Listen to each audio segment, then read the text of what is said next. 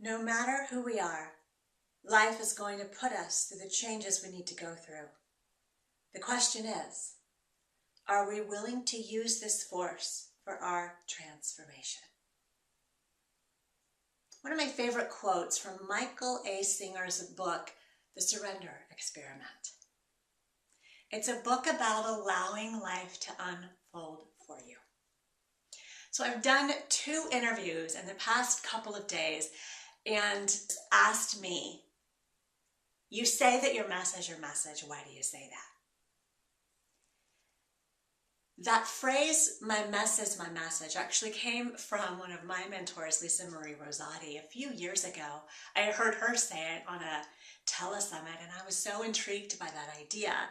And that morphed into one of my mantras, which is life happens for you, not to you. So I want to talk about how to harness that energy of life happening for you. It's so easy, and this was me for the first 40 years of my life, so there's no blame or shame or judgment here, but it's so easy, and I was talking about this on one of the interviews today, to fall into this trap of, I'm in this hole, and I don't know how I got here, and how did I get here, and it's not fair, and it's not my fault, and maybe it's not. But even though, how can you climb out of that hole and use the fact that you fell in the hole to learn an important life lesson? So I want to give you a couple of examples. So I work with a lot of individuals who have disordered eating or even full-blown eating disorders. And what I'm talking about here is just having a really bad relationship with food. And so I had a client a few weeks ago who came to me because she was losing a lot of weight.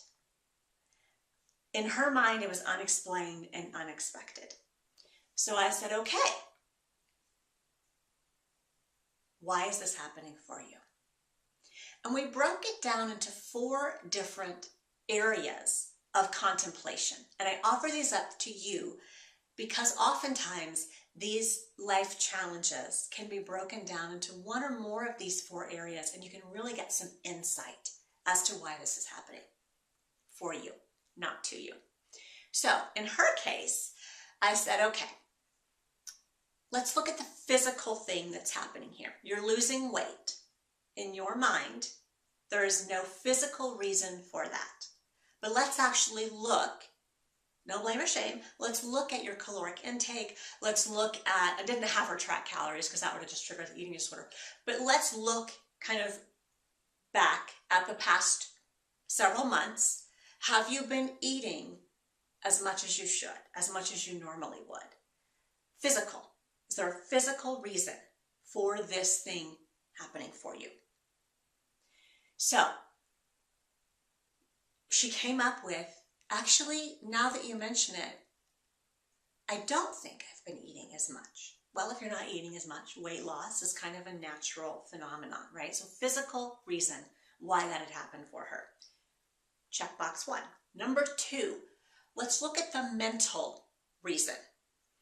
Is there anything going on mentally for you that may have caused you to eat less than normal? Well, yeah, it was a really stressful semester. Okay. So mentally, there's a lot of stress going on when this particular client, like me, when I get stressed, I tend to forget to eat. My stomach gets upset when I do eat, and so it's like it's the furthest thing from my mind. So I too lose weight when I get stressed out. Some of my clients emotionally, they actually turn to food when they get stressed out, and so their weight goes up, right? So again, that would be an example of life happening for us. So what's the physical thing that's happening? Weight's gone up. If you're emotional eating, weight's gone down if you're depriving yourself of calories. So physical reason, mental reason, stress actually triggers both of those in a lot of cases. Emotional reason, what's going on that triggered the stress, that triggered either weight gain or weight loss, depending on which example you want to go with? Well, she says, It was a really stressful semester because one of my family members was having some health issues. I had some classes that were really hard. I just felt like I could never keep my head above water. I just felt like I was really overwhelmed by all of the amount of work my professors were having me do. Okay, so this gets to our fourth level of why is this happening for you. We had a physical reason, we had a mental reason, we had an emotional reason, but of course the real answer is why? What's the lesson that you need to learn here? Spiritual reason. Why did this happen for you? Yes, you lost weight because you were stressed, so you weren't eating as much, or maybe you were emotionally eating, depending on your go-to. Because in this case, you had a really stressful semester, maybe you're going through a divorce, maybe there's something going on at work, maybe your kids are just overcommitted, so you're overcommitted, right? What's the lesson here? Maybe you have too much on your plate. Maybe you need to ask for help. Maybe you need to delegate. One of my favorite Pima Chodron quotes is that this life lesson is not going to go away until it teaches you what you need to know. And then, of course, the subquote would be, and you actually follow, right?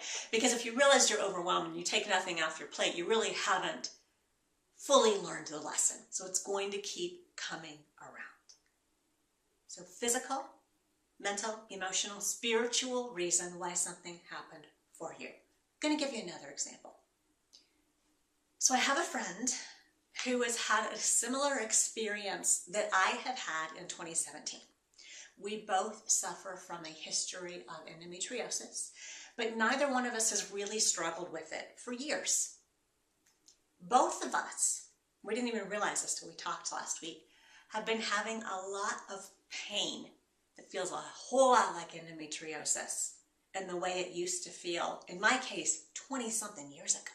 I haven't had this kind of pain in 20-something years. So, I could get angry, I could stay on my feet, I could woe is me, but that's not helpful, right? So, physical. Why is this happening for me? Why am I in pain? When I haven't been bothered by this for over 20 years, why now? It's a dis-ease that causes infertility in women, and it's usually hormonal in nature. Polycystic ovarian syndrome is another closely related, not the same disorder, but kind of closely related hormone-triggered, stress-triggered type of disorder that can cause infertility in women. So I went to my doctor and got my hormones checked because I've got enough history with endometriosis to know that if it's flaring, it's probably hormones. Sure enough, physical. My hormones were out of balance. So I could have stopped there. I had an answer. Why is this happening for me? Well, it's because your hormones are out of balance. But I wanted to dive deeper. Why are my hormones out of balance? Well, what causes hormonal imbalance? When you're not taking good care of you, when you're stressed out, when you're not eating right, when you're not getting enough sleep. Our hormone systems are very integrally tied to one another. So if your stress hormones are out of balance, your reproductive hormones are going to be out of balance. If your digestive hormones are out of balance, your stress hormones are out of balance. Your digestive hormones are out of balance. Your reproductive hormones are out of balance, right? I mean, like, they're all tied. So, yes, my hormones are out of balance. Mental, why are my hormones out of balance? Because I've been kind of stressed out. Not right now, but in the end of 2016, my stress levels were higher than normal. Hormone imbalance usually happens over the course of a few months, so it would make sense that if I'm super stressed out in September, October, even into November, when things started to calm down, that the hormonal effects of the hormonal imbalance aren't going to show up until January or February. That actually makes sense. Mental to physical to symptom. Okay, why was I stressed out? We go back to where we were with our eating example. Stress fuels a lot of our life struggles. So why was I stressed out? So again, a lot going on. Too much on my plate, wearing my superwoman cape again, trying to get too much done, working too much, not sleeping enough, not eating right, not taking good care of me. emotional to mental to physical, spiritual. What's the lesson here? Shockingly similar to my client's lesson with her eating disorder. If you don't change, you can't expect things to be different, right? So, as soon as I figured out, I saw kind of this cascade of the domino effect, this cascade of things that had actually started in August, dominoed, didn't show up symptom-wise until January when I started having this pain. And I could see exactly when it started happening, when I started taking on too much. So what did I start doing? I started taking things off my plate. Got rid of some committee work that really wasn't serving me. Got out of a big advisory role that I had taken on in August when kind of all of this started spiraling out of control, and started making some changes. Is the pain going to go away overnight? No.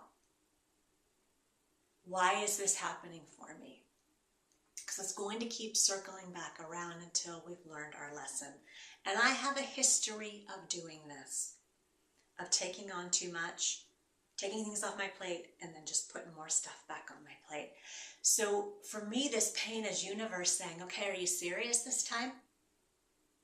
Are you taking stuff off and you're going to leave it off for good, and you're going to actually give yourself enough self-care? Are you going to take good care of you this time? Why is life happening for you? The next time you find yourself frustrated with something that's occurring in your life, I invite you to look at those 4 different arms: physical, mental, emotional, spiritual, and ask those questions. Why is this happening for me? Because until we learn our lesson, it's going to keep coming around. I hope that's helpful. I hope that the next time you struggle, you're able to get some clarity on why this is happening for you. Much love. Keep the questions coming in. This is Dr. Mary.